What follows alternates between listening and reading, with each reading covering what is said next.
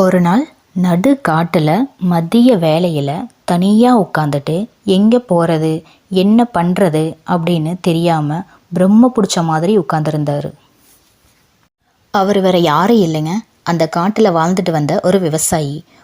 அவரோட தொழிலே சோளம் பயிரிடுறது தான். ஒரு வருஷம் பயங்கர வறட்சி, பூச்சிகள்னு பல கஷ்டம் வந்து அடுத்தடுத்து வந்து பயிர் எல்லாம் வீணாக போச்சு. விவசாயி ரொம்ப கவலைப்பட்டார். கடவுளே, ஏன் எனக்கு மட்டும் இப்படி கஷ்டம் வருது, என்னால் இந்த கஷ்டத்தை ஏற்றுக்க முடியல அப்படின்னு ரொம்ப நொந்து போயிட்டாரு. அப்போ தான் அந்த வழியாக ஒரு ஞானி வந்தார். விவசாயி ரொம்ப கவலைப்பட்டுட்டு உட்காந்துருந்ததை பார்த்துட்டு, என்னப்பா விஷயம், ஏன் இவ்வளோ சோர்வாக இருக்க அப்படின்னு கேட்டார்.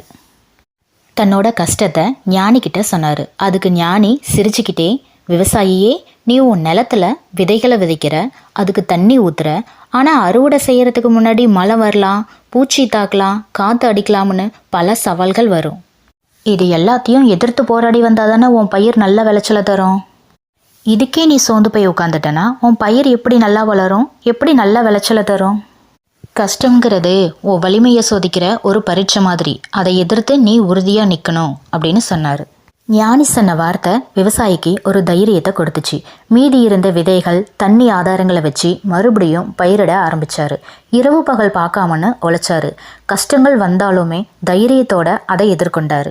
அடுத்த சில மாதத்திலேயே பயிர் வந்து துளிர் விட ஆரம்பிச்சது. விவசாயத்துக்கு தேவையான தண்ணியும் அவருக்கு கிடைச்சது.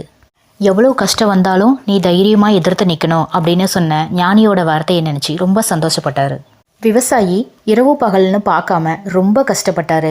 அதுக்கான பலனும் அவருக்கு கிடைச்சது.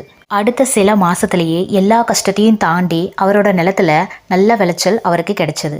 நல்ல விளைச்சலை பார்த்துட்டு விவசாயிக்கு அளவு கடந்த சந்தோஷம் கிடைச்சது. நம்ம வாழ்க்கையில எவ்வளோ கஷ்டங்கள் வந்தாலும் சரி, பிரச்சனைகள் வந்தாலும் சரிங்க, சோர்வடையாம தைரியமா எதிர்த்து நின்று போராடினோம்னா கண்டிப்பா நம்ம வாழ்க்கையில நிச்சயமா வெற்றி கிடைக்கும்.